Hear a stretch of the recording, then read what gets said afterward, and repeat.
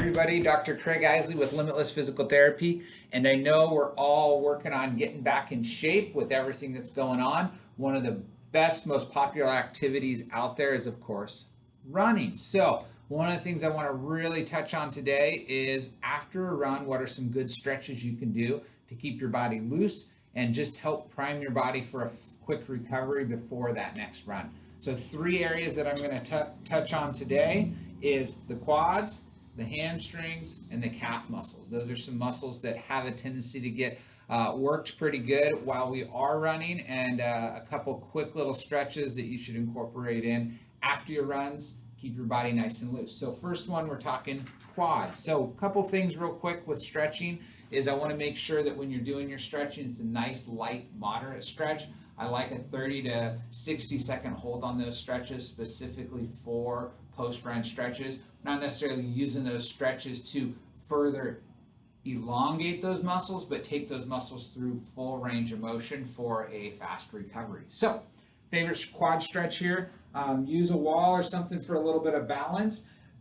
Again, set that core. We want to get a good stretch in through that quad muscle. I'm just going to bring my leg back. I'm going to start in this position, and I'm just going to drop myself down until I get a little bit of a stretch. I like holding at the ankle, not the foot. Don't want to stretch out my ligaments in my foot. And by starting here and coming down, I'm also ensuring that I'm not dropping through my back, like so. I'm going to hold in this position, take myself to a light, moderate stretch, 30 to 60 seconds on each side. That's the quad stretch. Next one, we're going to be talking hamstring stretch. So hamstrings. Biggest thing that most people run into is they're not just stretching their hamstring, but they're stretching their whole posterior chain, including their back. I'm going to do it standing here. I'm just going to use a little stool. I'm going to get my foot up there, set my posture nice and tall, and I'm just going to do a little forward lean at my hips until I get a stretch. Now, often you don't have to go too far. Light stretch is really the name of the game with that one. Great little stretch after a run to be able to do. Last one is, of course, our calf stretch, and that's a really easy one to do. You use a wall, staggered stance position. Can't really see great. Let me angle this here just a little bit more for you. And here in this position, I'm going to set my hips, set my core. Again, I want to make sure I'm setting the things that I'm not trying to stretch, and then I'm just going to drop my heel down.